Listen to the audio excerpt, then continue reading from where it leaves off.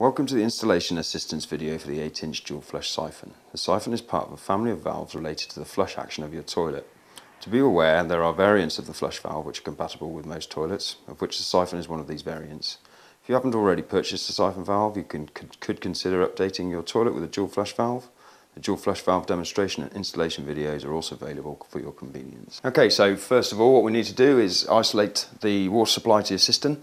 This can be found locally at the inlet valve with a quarter turn ball cock, or we need to turn it off at the main supply in your building. This could be located under your sink or somewhere else. If you're not sure, ask a plumber. Okay, so what we need to do is empty the cistern. So we've isolated the water supply, so we need to flush the water out. In some instances you may find that your cistern is actually attached to the wall with screws going through the back. Obviously those will need to be removed prior to trying to take the cistern off the pan. Disconnect the water supply.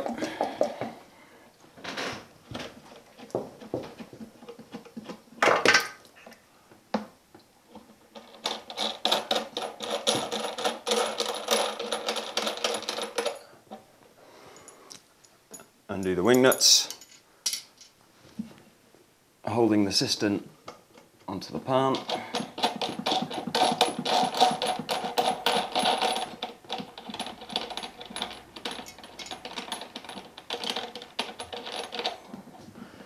Carefully put these to one side because we'll need them later. Then we can carefully lift the cistern off and we can remove the rest of the water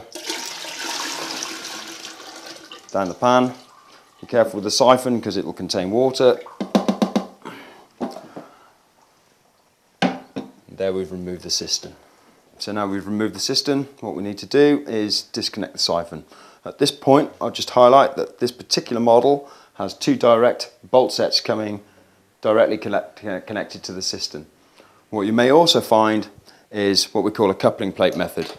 This would essentially be on there like that, connected behind the back nut with two wing nuts and bolts coming through like that, connecting to your cistern.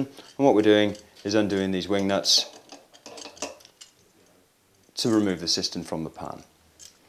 Okay. So what we need to do is remove the doughnut washer. If this is in good condition, we may be able to use it again. If not, then we need to purchase a new one. If it's an old installation, then you're more than likely going to need a new doughnut washer. Okay. Siphons are what we call 1.5 inch thread, so this would be 1.5 inch doughnut. Okay. So remove that, and then we need to undo this nut. To put on the nut,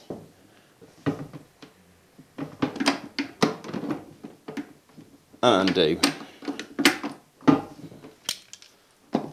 Get to a certain point and we can do the rest by hand.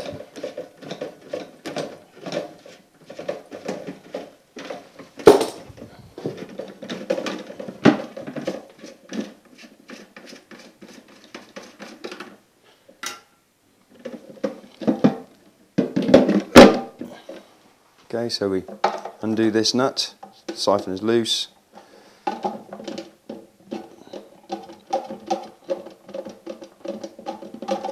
Pull the lifter off and the siphon can then be removed. Prior to fitting the siphon we need to establish which bung we need, 6 litres, 7 litres or 9 litres. So what we can do is simply pull the piston plate up, put your hand in, pop out the top bung and remove it. You can save it or discard it, but that's how you remove the bung. Do it before you fit the siphon. The top bung removed will give us around about a 6 litre flush. The second bung removed with the top bung in will give us around a 7 litre flush, and with all the bungs in will give us around a 9 litre flush. So depending on what you have on your tank size, that's what those bungs do in reducing the flush volume. This does not affect the partial flush volume. Prior to fitting the siphon, we've taken the old one out. We need to make sure that the inside of the cistern where the seal is going to sit is free from any debris or any bits of old silicone, which you need to scrape off really to ensure that there's a nice flat area that we're sealing to and we're not going to create any leak paths with any debris in the cistern. Okay, so now we're going to refit the new 8-inch siphon into the cistern. So what we need to do is make sure that the rubber seal is on the inside of the cistern, so attached over the thread, and we simply drop that through into the cistern. What we then need to do is attach the lifter onto the C-link, like so. Get your lever so it's in your position where you need it to be to flush. Obviously you don't want it hanging down vertically, so you align either the square or the hexagon drive for your lifter. Push it on, holding the siphon, making sure we've got a full working action, and then we can simply tighten up the screw to hold the lifter and the lever in place. Simple. You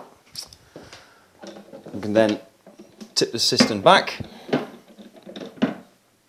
get the back nut. Again, we have direct bolt set. At this point, if we're using a coupling plate, what we do is we put the coupling plate over the thread and then tighten the back nut over that to hold the plate in place. In this instance, we're not doing that.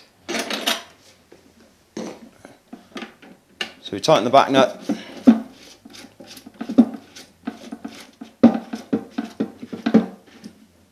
down, try to get as tight as possible by hand, and then using an appropriate wrench we can then tighten this further.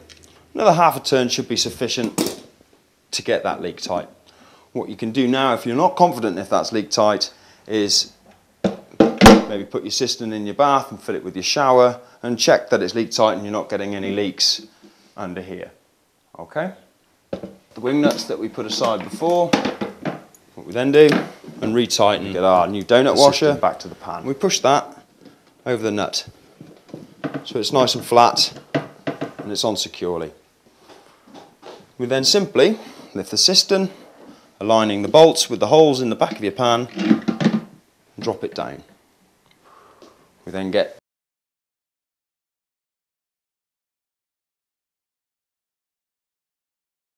okay, so now we've tightened up our wing nuts.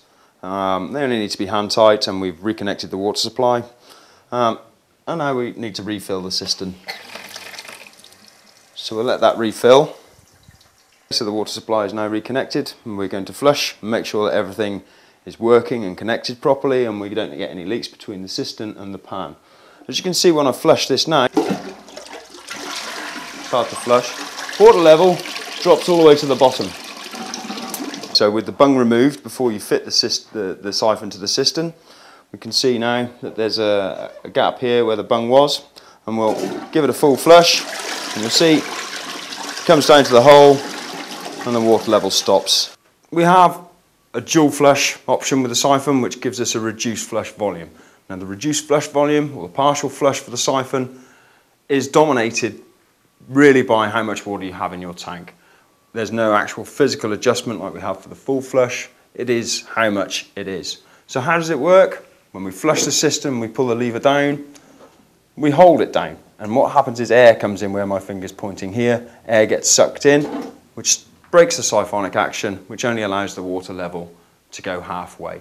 Predominantly this could be nominally around 4 litres, again depending on the size of tank that you've got, could be slightly more, could be slightly less. And now we'll demonstrate the internal overflow. In some instances you may have an external overflow, which will be a separate tube in the corner. This is fine. If you have one of those, you can reconnect it. As long as the point of this height is below or the same level as your external overflow, there isn't a problem.